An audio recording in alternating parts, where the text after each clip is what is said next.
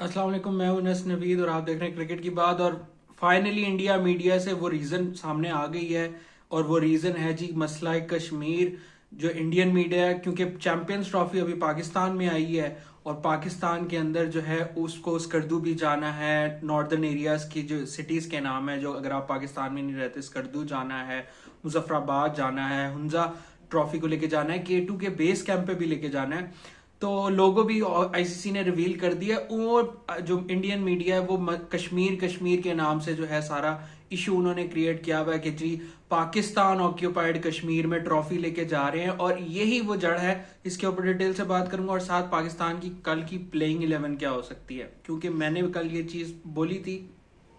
कि इन्होंने 7 ओवर्स की वजह से अपनी प्लेइंग 11 के अंदर कुछ इमरजेंसी प्लेयर्स को जो है खिलाया था, क्योंकि पाकिस्तान के अंदर वो सोच नहीं थी कि यार 7 ओवर का भी कॉन्टेस्ट होगा, जिसकी वजह से रिजवान ने एक्सेप्ट भी किया। मोहम्मद रिजवान हमारे पाकिस्तान टीम के करंट कैप्टन है, उन्होंने एक्सेप्ट किया कि भाई हमारा जो है वो पावर हिटर्स हमारे उसके अंदर नहीं है। लेकिन मेन जो बात है, स्टार्टिंग ऑफ करते हैं चैंपियंस ट्रॉफी की और फिर एंड के अंदर मैं possible playing 11 for the next T20 उसके बारे में डिस्कस करूंगा।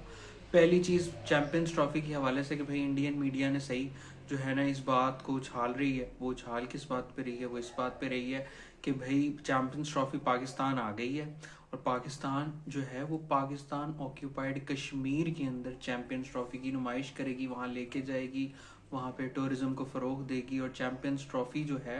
वो फिजिकली जो है पाकिस्तान ऑक्यूपाइड कश्मीर पे जाएगी। और इंडियन गवर्नमेंट का इस पे रद्द अमल क्या, मैंने पिछले ब्लॉग में भी ये रीजन डिस्क्लोज किया था, लेकिन इसके ऊपर खुल के बात नहीं की कि मेन मसला जो है ना वो कश्मीर का है। इंडियन गवर्नमेंट को जो है अब रिटर्न के अंदर लिखना पड़ेगा कि किस रीजन की वजह से आप लोग अपनी इंडियन टीम नहीं भेज रहे बीसीसीआई से, क्योंकि आईसीसी ने रिटर्न फॉर्म में ईमेल कर दी है बीसीसीआई को कि आपको जो भी इंडियन गवर्नमेंट ने इंस्ट्रक्शन दिए हैं या जो भी उनको रीजन दिया है कि आप अपनी टीम पाकिस्तानी भेज सकते वो रिटर्न फॉर्म में लिख के दे। तो अब इंडियन जो है सरकार वो फंस जाएगी, क्योंकि उसको ये रिटर्न फॉर्म में लिखना पड़ेगा। लेकिन इंडियन मीडिया वालों में वो शोशा छोड़ दिया गया कि उन्होंने कहा कि अब पाकिस्तान ऑक्यूपाइड कश्मीर के अंदर चैंपियंस ट्रॉफी की नुमाइश होगी। हालांकि गिलगित बल्दिस्तान जो है वो हुंजा का इलाका है, स्कर्दू का इलाका है, मुजफ्फराबाद पाकिस्तान ऑक्यूपाइड कश्मीर में आता है। लेकिन खैर बात ये नहीं है, बात ये है कि कश्मीर के मसले को आप लेके ये नहीं कह सकते कि आप जो है वो चैंपियंस ट्रॉफी के लिए हम नहीं आते, आप कोई और वेन्यू करो। तो इसका सोल्यूशन मैंने तो आप लोगों के साथ एक अर्ज करनी थी कि आप लोगों से सारों से इल्तमास है कि जो क्रिकेट फ्रेटर्निटी है वो एक हैशटैग है क्रिकेट ओवर पॉलिटिक्स। ये हैशटैग आप स्टार्ट करें, ट्वीट करें इसके ऊपर और मेरे हिसाब से ये ट्रेंड चलाएं कि पॉलिटिक्स का इन्फ्लुएंस जो है वो क्रिकेट के ऊपर नहीं होना चाहिए। तो मेरा कब से मैं इस चीज़ के ऊपर बात कर रहा हूँ कि आपकी जो भी पॉलिटिकल रीज़न है, डिप्लोमेटिक रीजंस हैं, वो स्पोर्ट्स पे इम्पैक्ट नहीं करनी चाहिए, बिलखसूस क्रिकेट के ऊपर। आपकी कबड्डी के प्लेयर्स पाकिस्तान आ रहे हैं, आपके टेनिस के प्लेयर्स पाकिस्तान आ रहे हैं, आपकी दूसरी जितनी भी स्पोर्ट्स है, कोई एक स्पोर्ट बताएं क्रिकेट के अलावा जिसके अंदर आपके इंडियन प्लेयर्स नहीं आ रहे। तो एक क्रिकेट के अंदर ही आपको पॉलिटिक्स घुसेड़नी है, तो उसकी कोई लॉजिक समझ नहीं आती। और अब जबकि ये एक ऐसा मसले को इंडियन मीडिया उछाल रहा है कि कश्मीर के इशू के ऊपर बात की जाए और इस इशू को जब तक रिजॉल्व पाकिस्तान नहीं करेगा तो तब तक जो है वो उसके ऊपर बात नहीं की जाएगी। लेकिन ये बिल्कुल इलॉजिकल सी बात है कि आप स्पोर्ट्स के ऊपर जो है पॉलिटिक्स को इन्वॉल्व कर रहे हो। तो मेरी ये सजेशन है, जितनी भी क्रिकेट फ्रेटर्निटी मेरी देख रही है, पाकिस्तान से हो या इंडिया से, आप अगर क्रिकेट लवर्स हैं तो प्लीज़ ये हैशटैग के ऊपर ट्वीट करें, सोशल मीडिया पे ट्रेंड चलाएं, हैशटैग क्रिकेट ओवर पॉलिटिक्स। और उसके ऊपर आप अपनी रीज़न दें, चाहे आप इंडिया से हैं, पाकिस्तान से हैं, कि क्यों पॉलिटिक्स को क्रिकेट के ऊपर प्रमोट नहीं करना चाहिए और क्रिकेट होनी चाहिए ओवर पॉलिटिक्स, ना कि पॉलिटिक्स ओवर क्रिकेट। तो इस चीज़ को बेस बना के पाकिस्तान और इंडिया के फैंस से मेरी अर्ज है कि वो इस चीज़ के ऊपर ट्रेंड चलाएं। जबकि इंडिया की टीम को पाकिस्तान अब विजिट करना चाहिए मेरे हिसाब से, क्योंकि अगर आप एक मसले को इस तरह लेके करेंगे फिर तो हम को जिंदगी में कभी आपकी सुलह नहीं हो सकेगी। फिर 65 की जंग है,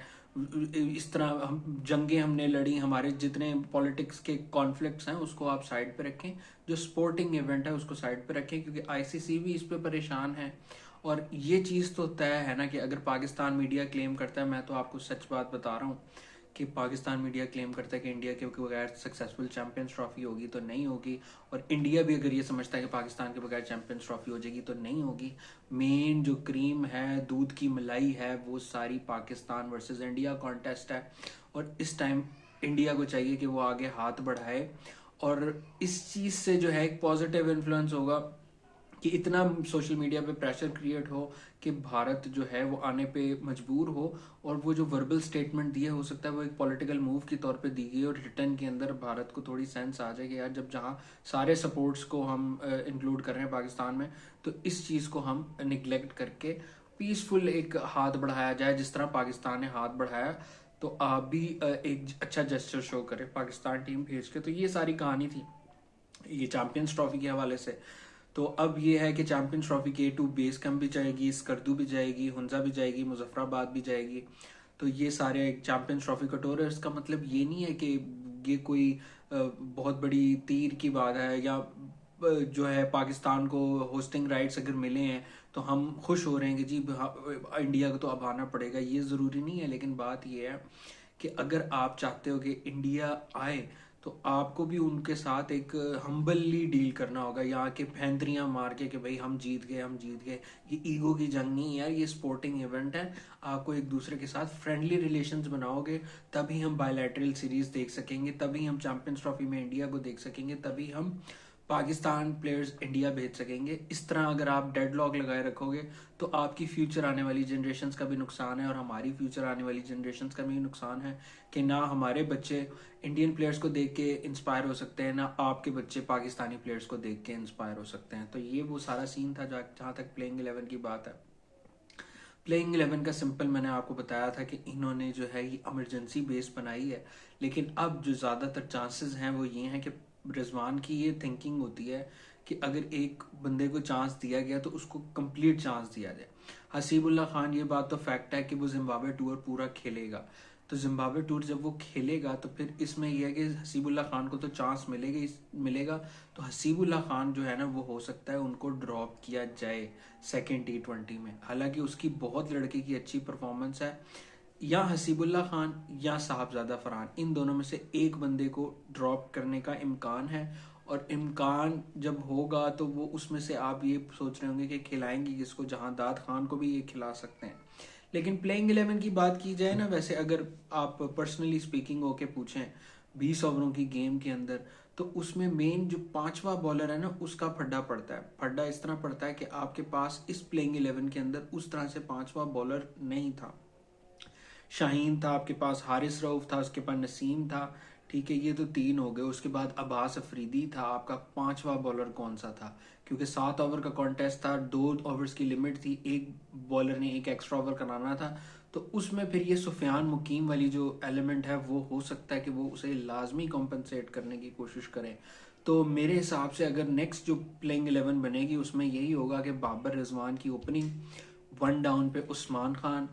फिर 4th पे सलमान अली आगा, 5th के ऊपर ये उमैर बिन यूसुफ को भी लेके जा सकते हैं, और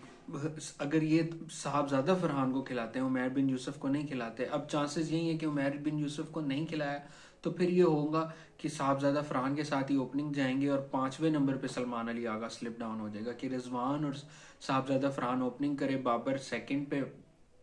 थर्ड पे, 4th पे उस्मान खान, 5th के ऊपर सलमान अली आगा, 6th पे इरफान खान नाजी, 7th के ऊपर हसीबुल्ला की जगह जहांदाद खान को मेरे हिसाब से मौका मिलेगा,